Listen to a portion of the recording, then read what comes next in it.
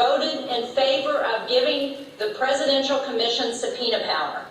They understand how important that is, because this commission begins their investigation in the next few weeks. This should not be a partisan issue. I don't understand why my colleagues on the other side of the aisle are turning this into a partisan issue.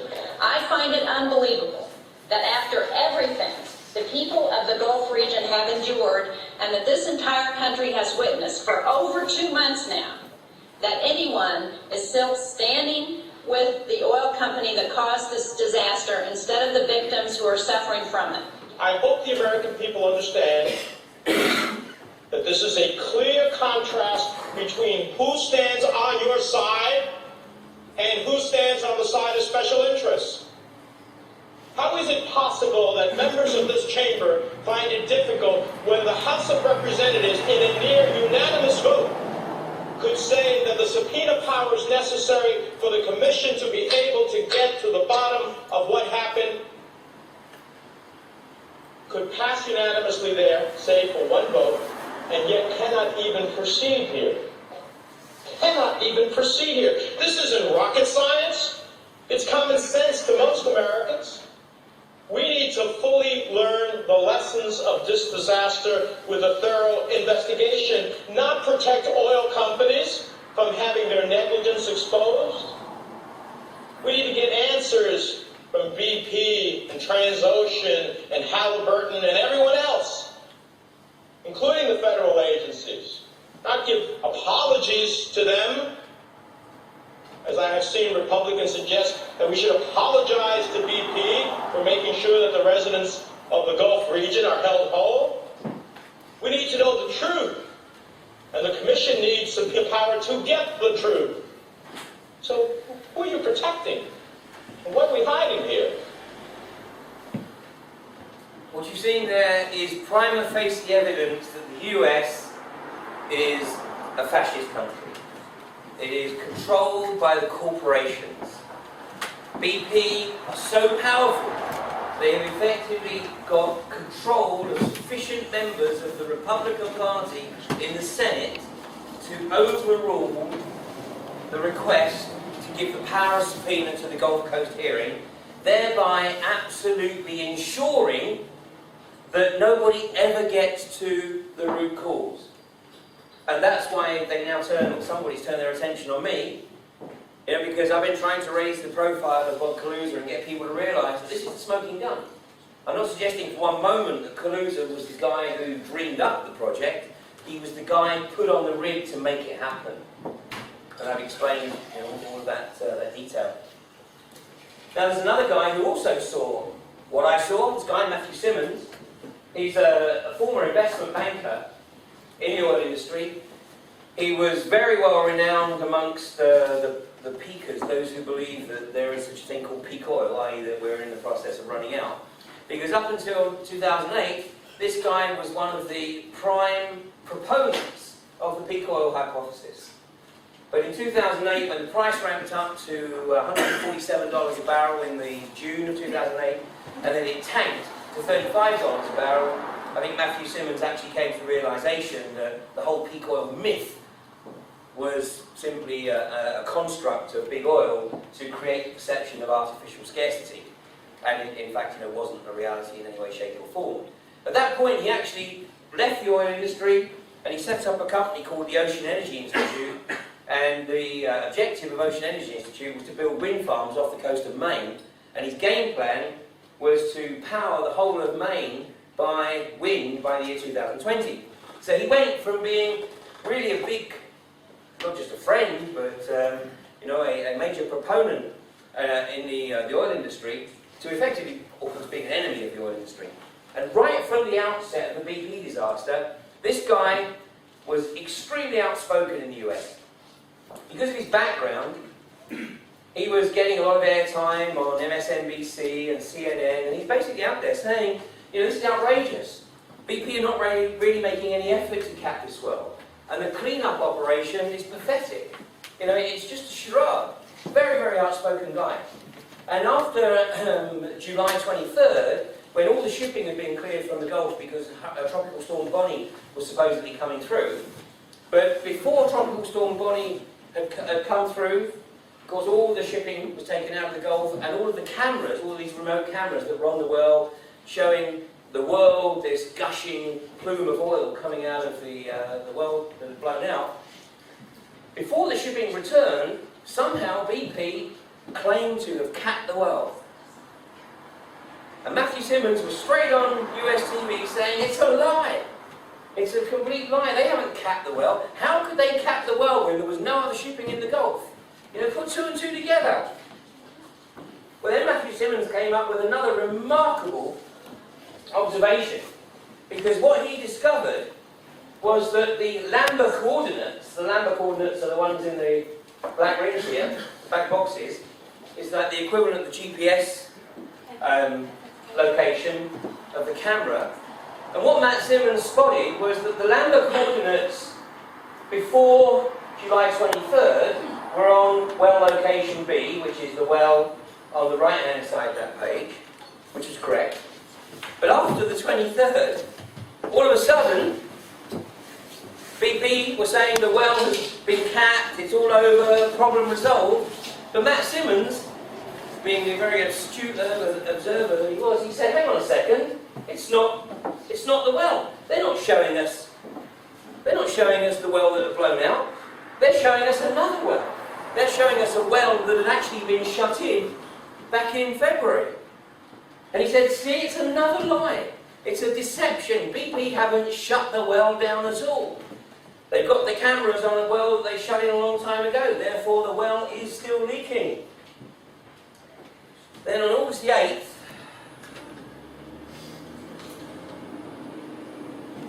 "67-year-old Matthew Simmons, no previous health issues. He's in his hot tub, on his own, at home in Maine." This is an outside hot tub. At his home in Maine, and his family come out there and they find him dead in the hot tub. He's not the only one. There's a number of people. One of the guys, a guy called Jim Black, who was responsible for the early stages of the cleanup operation, and Jim Black was about to blow the whistle as well. He was making some of the observations that he wasn't being provided with the resources he needed by BP to do the cleanup operation. So he was given the responsibility, not given the resources, but of course he felt that he was going to be the fall guy. Well, he died in a plane accident, flying in a plane from Texas to Florida. So there's something really not right here. Matt Simmons was also very, very outspoken about the amount of Corexit that was pumped into the Gulf of Mexico. Corexit is an extremely toxic dispersant that was pumped into the oil to break up the oil and sink it from the surface. Now, why did BP want to do that? Because under US federal law, BP's liability, or any oil company's liability, is based on the visible slick. The visible slick. So obviously somebody in their legal department came up with a bright idea that if they could make the slick invisible, then they could reduce their liability. So how do we make the slick invisible? I know, we'll sink it. And this is what Corexit does. It sinks the slick. So what it's done is it's created this dead zone in the Gulf because this slick is no longer coming to the surface. It's much more spread out. In fact, the actual surface area equivalent of the slick is much greater than it would have been if it was on the surface. And of course, the great tragedy as well is if the oil was on the surface, it's a lot easier to clean up than if it's lying at some sub-sea level. But we also know, although we suspected, but we also know, thanks to, I think it was a Channel 4 documentary, and this is Stephen Fry talking to a guy called Mike Utzler. The next slide. Mike Utzler was a microbiologist who was working with the cleanup team in the Gulf. And what you're going to see is a very, very short clip of Stephen Fry interviewing Mike Utzler. Now, Stephen Fry obviously has exactly no idea what he's really hearing here. I mean, he's just a sort of guy, to draw in the viewers. But listen very, very carefully to what Mike Utzler here is saying to Stephen Fry.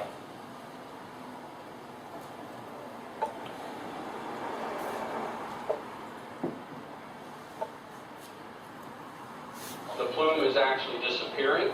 The plume is being biodegraded, that there is a new form of microbiology that is attacking this plume and using it as a food source. Just to bring it back to Thank you. you. Sorry. Thanks, Commissioner. Okay, thank you. That is my councillor, without any pressure on him, because Stephen Fry certainly isn't an interviewer of any great calibre. My councillor is volunteering that there is a new form of microbiology that has been put into the slick to help consumer slick.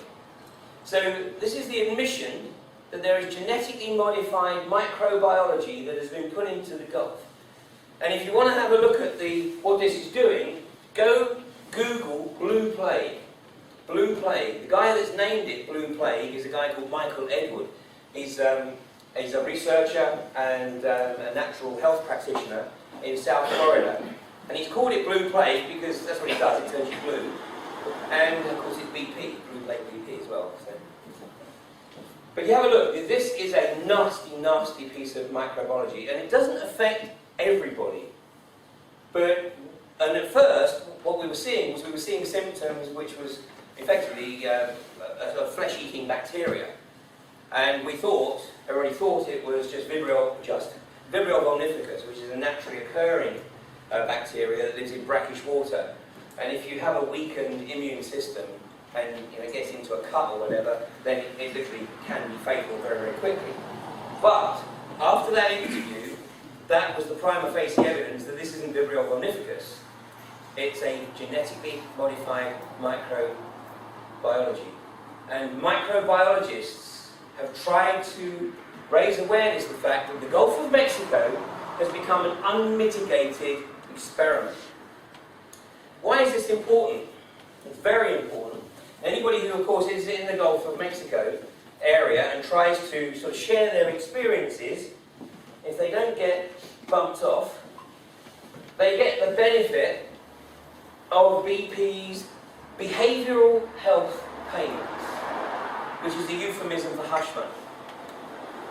So if you're in the Gulf Coast area and it looks like you're going to sort of make a bit of a nuisance of yourself by flagging up some of the problems in the area, you get a visit from BP's representatives and they basically say how much. And that's why guys like Michael Edward and a handful of others are so important, because they're basically telling BP we're not interested. We're just not interested. And they know the risks. They know the risks, but they want to try, and it's an uphill battle, but they want to try and expose the magnitude of what's occurring. Now this is the Gulf of Mexico. The Gulf of Mexico, if you wanted to poison the planet, there is no better place to start than the Gulf of Mexico. Because the Gulf Stream isn't called the Gulf Stream for nothing. The Gulf Stream originates effectively in the Gulf of Mexico.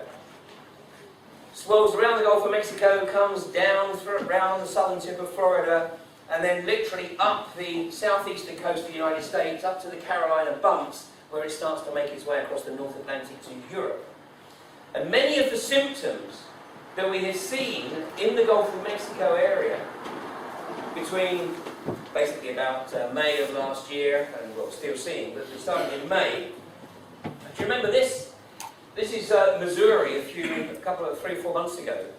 Missouri had these massive storms, these massive tornadoes. Now a normal tornado, I mean they're incredibly devastating, but the footprint of a normal tornado isn't much more than probably 50, 60 yards or so. But these tornadoes had footprints of half a mile. And with them was coming torrential rainfall. And in the aftermath of these tornadoes, all of a sudden, in these areas, we were seeing the same symptoms as in the Gulf of Mexico area. You know, we just had Hurricane Irene go across the northwestern United States. You know, it was pretty breezy here over the last few days. That was the tail end of Hurricane Irene. Hurricane Irene started just to the southeast of Cuba, worked its way north of Cuba, looked as though it was going to go across Florida, and then it turned. It turned and it literally came up the southeastern United States, up the coastline, sucking up all the stuff that come out of the Gulf of Mexico and was in the Gulf Stream there. And it's, of course, just been deposited on the northeastern United States by Hurricane Irene. So I'm not exactly going to be falling off my chair in shock, horror, or disbelief if in 2 or 3 months we're starting to get reports